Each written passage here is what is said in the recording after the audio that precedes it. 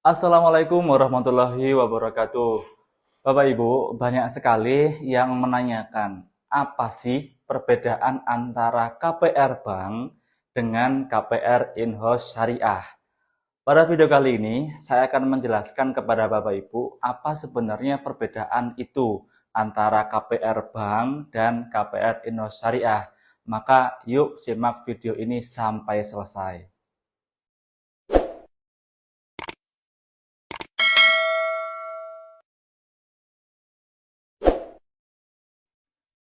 Yang pertama Bapak Ibu, pada video kali ini saya akan menjelaskan apa perbedaan dari KPR Bank dan KPR Indosyariah. Yang pertama adalah dari segi pihak yang terlibat. Untuk KPR Bank itu ada 3 pihak yang terlibat Bapak Ibu.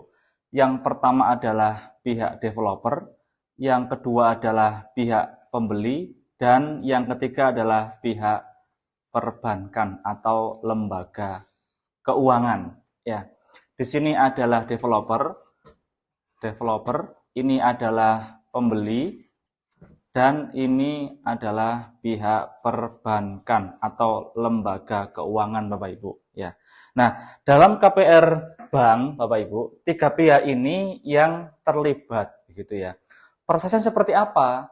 Dari 3 pihak ini, maka prosesnya adalah pihak pembeli ini survei dulu ke proyeknya developer Bapak Ibu. Ya.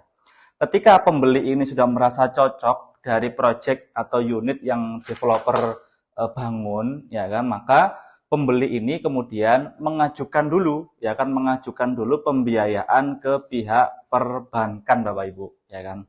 Ketika menurut pihak perbankan ini pembeli ini layak, maka ini akan kemudian di ACC Bapak Ibu, ya kan, si pembeli ini. Kalau kemudian tidak layak menurut definisi perbankan, maka pembeli ini tidak bisa melanjutkan pembelian. Nah, ketika kemudian ini sudah di ACC, maka perbankan akan mengucurkan dana ke developer Bapak Ibu. Artinya di sini transaksi itu terjadi siapa dengan siapa?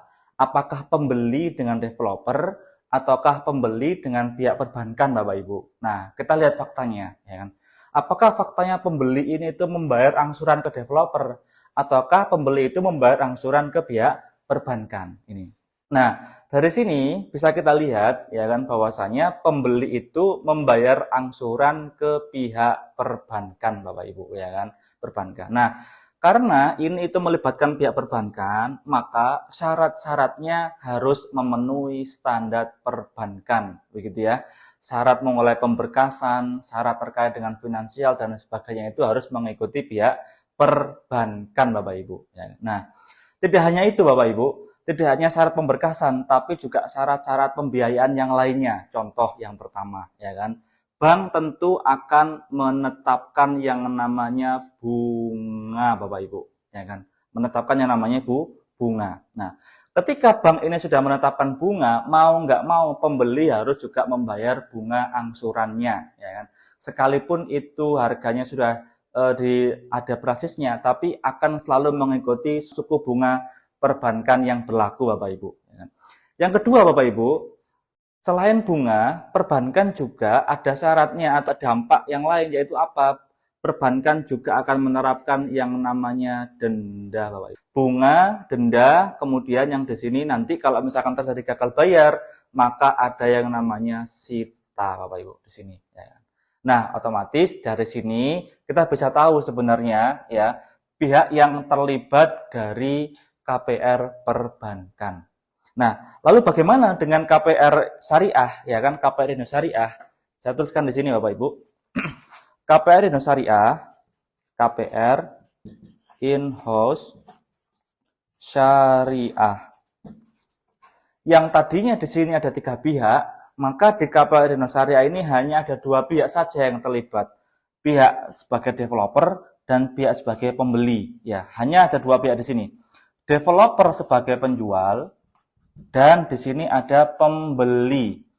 Maka dalam konsep KPR Indosyariah ini langsung mempertemukan antara pihak penjual yakni developer dan pembeli. Pembeli ketika cocok dengan unit yang ada developer, kemudian developer ini membuka dua skema pembayaran. Yang pertama adalah skemanya itu mau beli cash atau mau beli kredit, bisa kredit in-house. Nah, apa yang membedakan kredit in-house dengan kredit yang ada di sini Bapak Ibu? Kredit in-house yang ada di KPR Syariah ini nanti Bapak Ibu akan mendapatkan kepastian harga. Ya. Ketika developer itu memberikan penawaran untuk beli cash itu katakanlah 300 juta, beli 5 tahun itu 350 juta, beli 8 tahun itu sekian ratus juta, maka harga itu yang akan disepakati di awal, akan diakadkan di awal Bapak Ibu. Sehingga angsuran itu akan bersifat tetap sesuai dengan harga yang ditetapkan di awal. Sehingga teman-teman atau Bapak Ibu tidak perlu lagi khawatir dengan adanya kenaikan suku bunga setiap tahunnya. Inilah kemudian sistem angsuran yang sangat menenangkan di KPR in-house syariah. Yang pertama, ketika Bapak Ibu memilih kredit in-house syariah, ada kepastian harga.